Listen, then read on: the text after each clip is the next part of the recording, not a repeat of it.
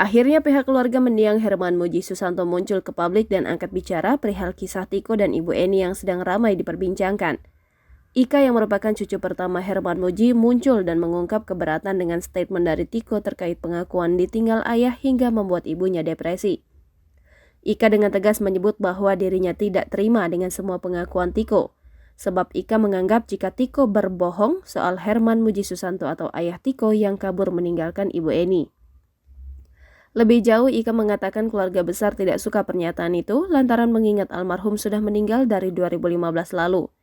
Ika pun menegaskan jika fakta kakeknya pergi dari rumah tersebut lantaran sudah diusir oleh Ibu Eni dan bukan pergi karena menceraikan Ibu Eni seperti yang dikatakan Tiko.